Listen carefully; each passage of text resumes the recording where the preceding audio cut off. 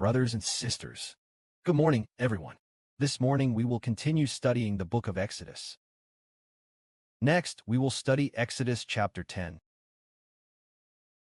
That is, chapter 10 is the 8th plague. What is the 8th plague?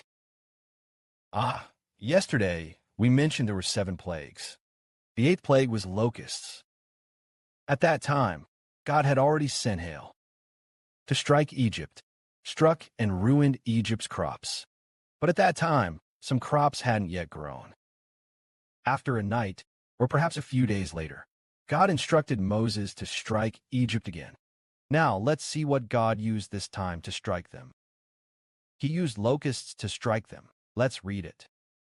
The Lord said to Moses, "Go to Pharaoh and tell him everything I command you, for I have hardened his heart and the hearts of his officials, so I may perform these miraculous signs among them, so that you may tell your children and grandchildren, and the wonders he performed among them, all of which will be heard by your sons and your grandsons. And so you will know that I am the Lord."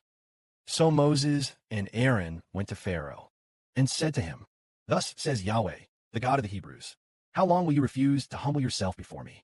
Let my people go, so they may worship me. If you refuse to let my people go, tomorrow I will bring locusts into your country. They will cover the ground until it is black. Locusts will cover the ground, even what survived the hail. The locusts will devour everything.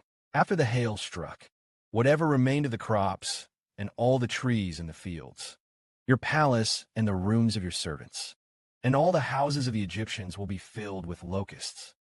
Never before have your ancestors or their ancestors since ancient times seen such a plague of locusts as this." After Moses finished speaking, he turned and left. At that moment, Pharaoh's servants said to Pharaoh, "This person has become a snare to us.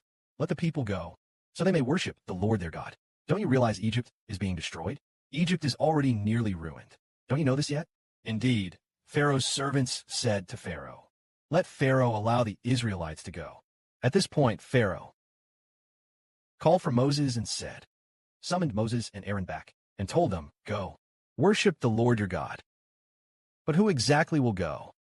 Moses answered, "We will go with our young and old, our sons and daughters, and our flocks and herds, because we must hold a festival to the Lord and offer sacrifices." At this moment, Pharaoh said, "I will let you and your children go. The Lord is indeed with you, but you are up to no good, unbelieving. Only the men may go and worship the Lord your God. That is what you requested." At this point, Moses and Aaron were driven out. Then the Lord said to Moses, "Stretch out your staff over the land of Egypt so that locusts may swarm over the entire land of Egypt and devour everything growing in the fields, everything left after the hail." Then Moses stretched out his staff toward Egypt all that day and night. The Lord brought an east wind upon the land. By morning, the east wind had brought the locusts. They invaded all of Egypt and settled heavily on the land. There had never been such a severe locust plague before, and they were never seen again after that. Locusts covered the entire land of Egypt, so much so that the whole earth was darkened. There were so many locusts that they covered the entire land. The locusts even blocked out the sun. The locusts devoured all the vegetation on the ground, even the fruit on the trees, those that had survived the hailstorm. Everywhere in the land, whether trees or field crops, not a single green thing remained. Not even a trace of green was left. They probably ate all the grass too. At this moment, the Pharaoh hastily summoned him. He summoned Moses and Aaron. "I have sinned against your God, Yahweh, and against you as well. I now earnestly beg you to forgive my sin once.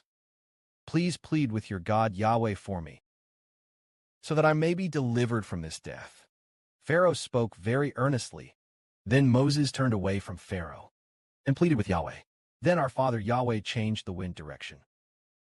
Let the strong west wind blow, carrying away the locusts, blowing them into the Red Sea. Not a single locust remained in all the land of Egypt. Then Pharaoh hardened his heart and still refused to let Israel leave Egypt. If God destroys a person, it is because that person's heart is hardened. Glory be to the Father and the Lord. Amen.